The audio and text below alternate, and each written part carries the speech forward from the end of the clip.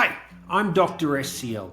I'm a dad, a chiropractor, and the translator you didn't know you needed in this, the first year of parenting. This is Decoded, the first year, the podcast that turns baby brain confusion, mum burnout, and milestone panic into clarity you can actually use. Let's make sense of the chaos by decoding it together. Hey, and welcome back to Decoded, the first year. I'm Dr. SCL, chiropractor, dad, and nervous system translator for parents who want clarity, not chaos. And today we're looking at one of my favorite stages of development, the 4 to 5 month phase. This is when your baby starts waking up to the world, literally and neurologically. They're starting to integrate reflexes from birth that were based on survival. They're starting to control their movements and explore just how much their body really can work. But here's the catch. It's also when a lot of parents start comparing. This baby's rolling already. Mine still can't lift her head long enough. So before you fall down the Google rabbit hole, let's decode what's really happening. Now, up until now, your baby's reflexes were running the show. Around 4 months, the brain begins to take the wheel. Primitive reflexes such as the morrow, the startle, the rooting reflexes, they all start to fade as higher brain centers develop. That means your baby's movements start looking more intentional and less reflexive. We start talking more about coordinated symmetrical movements that are leading to postures, not just reactions to the environment.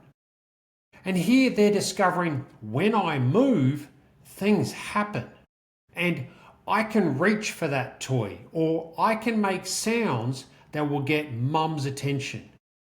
This is the first time their brain is starting to run the show consciously, and that is massive. So here's what we're looking for in this phase.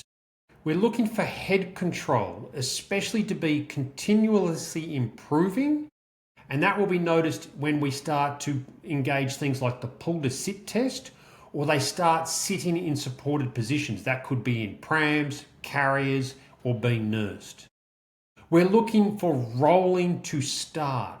Quite commonly, it starts from back to front. In other words, they can throw their hips and roll over, but the really coordinated rolling from tummy to back, that requires much more postural involvement, which towards the tail end of this period, it will start to happen. We're looking for their hands to find what's known as the midline. In other words, the center of their body, and most importantly, their hands find their mouth. Their mouth and the sensory input is massive for various movement and other sensory integration. Visual tracking should be smooth and coordinated. They should be able to respond to mum and dad's faces, certain noises, and probably starting to be able to consciously hold some eye contact. And they will be starting to display the ever so cute early babbles and social smiles, be responding to the face in front of them. But let's decode that even further. You see, all of these movements show that the nervous system is learning coordination and midline stability. These are foundational and vital for all of the more advanced postures and movements coming over the next 6 to 10 months. Your baby is literally discovering their center. This is foundational for everything that comes later, which includes sitting, crawling, walking, and even emotional regulation. So where parents often notice little hiccups that then results in confusion or concern is they may see a baby will still startle easily or arch their back a lot. They see babies who only roll one way, which breaks Dr. Scott's rule of asymmetry. They see babies who feed better on one side, or babies who seem frustrated and can't quite get it. These aren't personality quirks. they are usually signs of tension or incomplete reflex integration, sometimes caused by birth strain, as a result causing tight neck muscles or overstimulation. Again, not reason to panic. It just means the baby's nervous system might need a little help coordinating the integration of left and right sides of the body. So here's what you can do to support this stage. Is you offer them lots of floor time. Tummy time is still of value. Letting them learn how to move their body to reach things. Not giving them devices or propping them up in artificial positions is vital. You encourage midline play, so hands together, reaching for feet, reaching across their body, vital coordination movements. You keep the stimulation balanced. In other words, you do this in short bursts of play mixed with long stretches of calm and rest. And most importantly, you are talking and interacting.